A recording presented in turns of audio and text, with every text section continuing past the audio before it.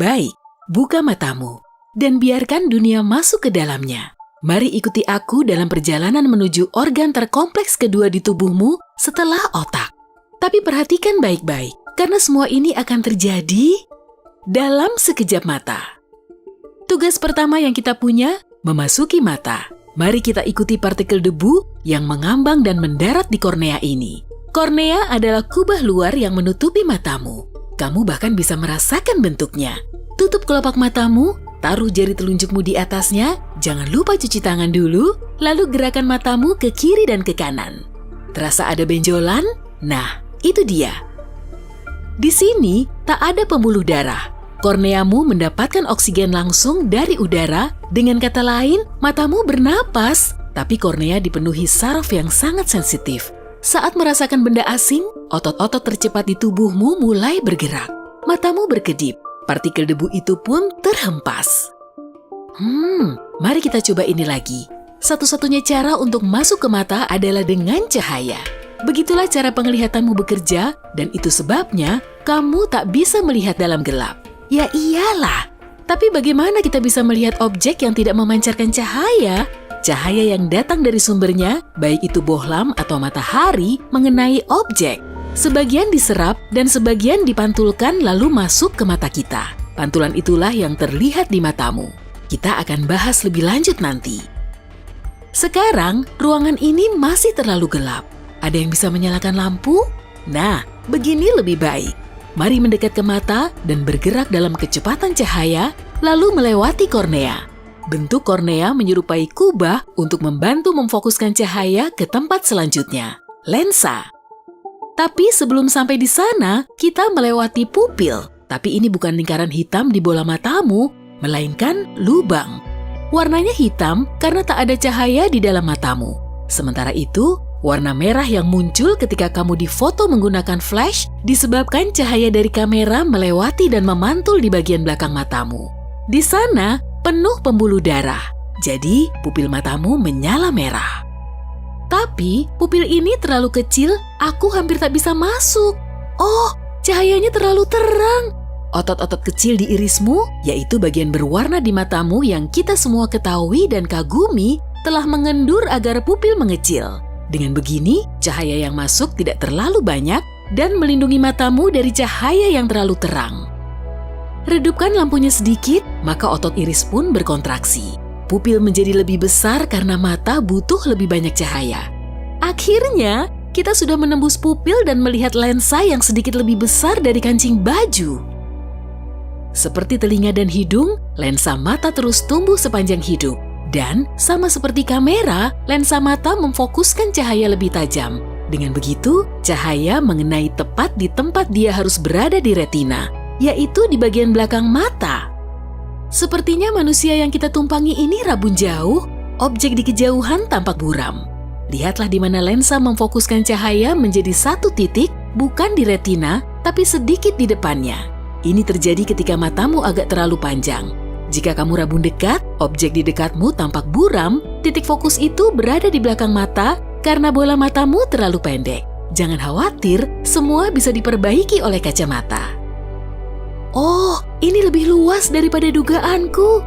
Halo? Ya, itu karena kamu cuma melihat sekitar 1/6 matamu ketika bercermin. Sisanya ada di dalam kepalamu. Seperti lagu itu, ukuran matamu kira-kira sebesar bola pingpong, dan di dalam organ yang tampaknya kecil ini ada lebih dari 2 juta bagian yang bekerja. Tunggu, semuanya bergeser ke kanan. Sekarang ke kiri. Manusia kita pasti sedang mencari sesuatu. Matamu bergerak berkat 6 otot yang menahannya di rongga mata. Saat satu sisinya berkontraksi, pandanganmu berubah arah. Ke atas, ke bawah, ke kiri, ke kanan, ke semua arah. Baik, semuanya sudah tenang. Jadi, mari kita lanjutkan mengikuti arah cahaya. Katakanlah, kamu sedang melihat apel besar mencolok yang tergeletak di atas meja biru. Serta, ada bola lampu kuning digantung di atasnya. Jika kamu bisa melihat gambar ini di layar belakang matamu, bentuknya sebenarnya terbalik. Ini terjadi karena lensa membelokkan cahaya. Tapi, kamu tak bisa melihat gambar ini di retina karena mata bukanlah proyektor. gambar ini cuma cahaya yang mengenai beberapa jaringan di dinding belakang bola mata. Ada saraf dan reseptor khusus di sana.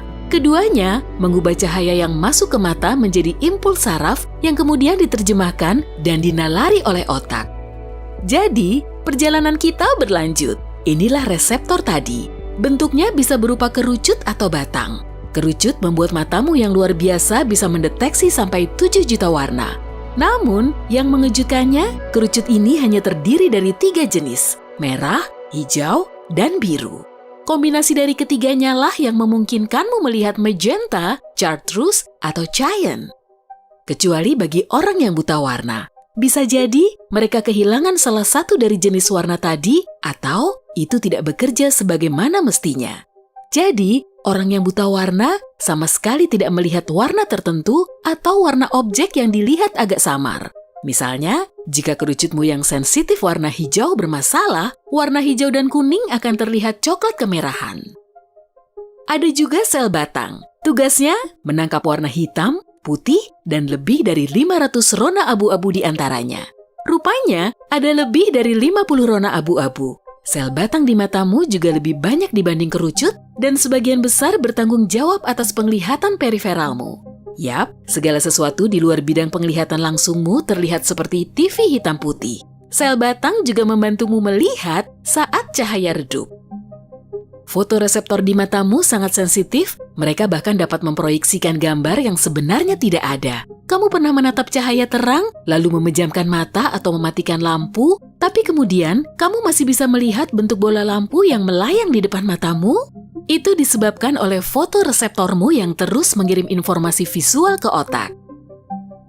Sel batang dan kerucutmu terhubung ke neuron sehingga data dialirkan lewat sana dan dikirim ke saraf optik. Disinilah pembuluh darah dan jalur utama ke otak masuk dan keluar dari bola mata.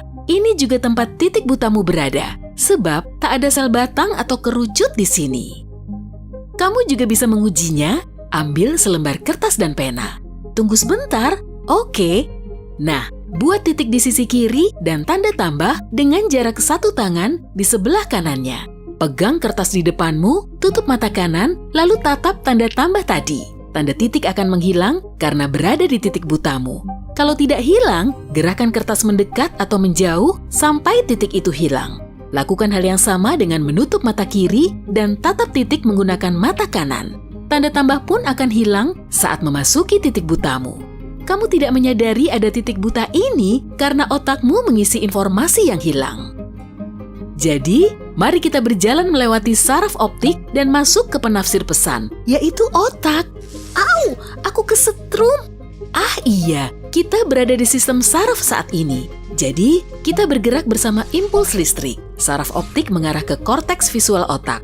Disinilah gambar terbalik diterjemahkan menjadi sesuatu yang kita pahami. Itu meja biru dan ada apel merah tergeletak di atasnya. Juga ada lampu kuning bersinar di atasnya. Otakmu pun tahu mana yang atas dan bawah berkat telingamu. Sebenarnya sih, sistem keseimbanganmu yang memang sebagian besar berada di telinga. Mari lanjut. Otak juga merupakan tempat kepingan-kepingan puzzle yang hilang seperti objek di titik butamu. Diisi dengan informasi dari koleksi arsipnya yang super besar. Titik di sebelah kiri berada di titik buta, jadi aku akan mengisi ruang yang kosong dan membuatnya terlihat seperti kertas putih mulus di sana. Tapi, perjalanan kita bukan dimulai saat memasuki mata bersama cahaya. Perjalanan kita dimulai ketika cahaya dari sumbernya memantul dari suatu objek, lalu ke mata. Kenapa kita melihat warna yang berbeda-beda?